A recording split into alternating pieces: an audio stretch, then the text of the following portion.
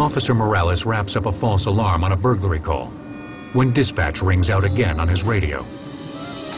Units are getting information of a major disturbance. Man advised that a man had a gun to his wife's head. The man with the weapon is in the white Lexus. A possible kidnapping involving a husband, his wife, and a crazed gunman. Proceeded to that location, and there was a black male standing next to the passenger window, which was open. He threw something in it. I didn't know at the time whether it was a gun or what. The man runs from the vehicle, but my main concern was the female in the vehicle, and that's where I was going to stay. Intent on protecting the female hostage, Morales stays with the Lexus when it takes off. But then, another unexpected twist. The vehicle only went about 200 feet and stopped. I thought, oh, this was going to be a bad day.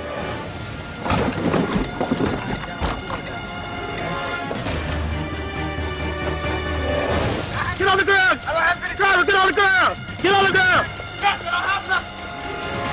Suddenly, shots ring out from the passenger side. Dispatch, shots fired! Shots fired! Dispatch, I don't know if somebody shot or not!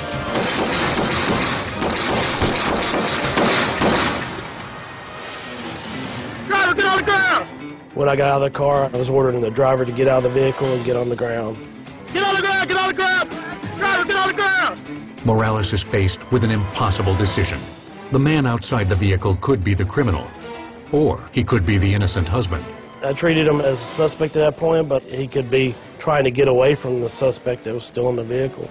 So I had to treat it both ways. But Morales' focus is drawn back to the female hostage. I didn't know if he had threatened her inside the vehicle or somehow still had her at gunpoint. Morales now knows the kidnapper is still inside the car. The man makes it to the front seat. He exits the passenger door. He immediately starts firing at me. At that point, she exited the vehicle. I knew she was okay because she was running. I was thankful for that. But the suspect was still shooting at me. And all I can see is muzzle flashes. And I can hear the bullets going past my head. If I'd have moved an inch to the right, one of those bullets would have hit me in the head. And then I wouldn't have been going home to my family. Dispatch, shots fired! Shots fired! Dispatch, I don't know if somebody shot or not! Morales knows he's only inches away from death. 2 or 3 of the bullets went through my door. I thought I'd been shot because the door closed with such force. I was thinking in my head, I can't believe this was really happening. And it really was. Morales takes cover at the back of his patrol car and continues to return fire.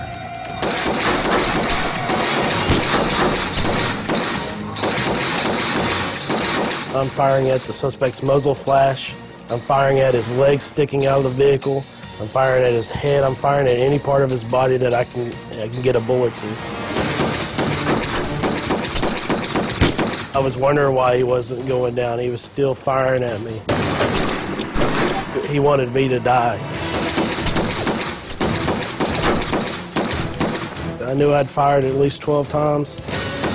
I knew it was time for me to reload. I crouched down, reloaded, came back up on target, and out of the corner of my eye, caught the suspect running away from the vehicle.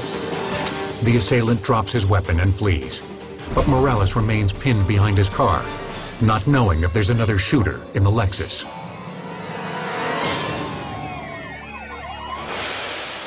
When the suspect dropped his gun, there was no relief. I still feared that he still had another gun and was going to take somebody else hostage. His concerns become reality. The felon assaults a woman at a nearby car wash. 911, where's your emergency? Some guy just came and hit us, he tackled my friend and he took my Yukon. We were washing my What's your car. license plate on your Yukon? He threatened to kill me.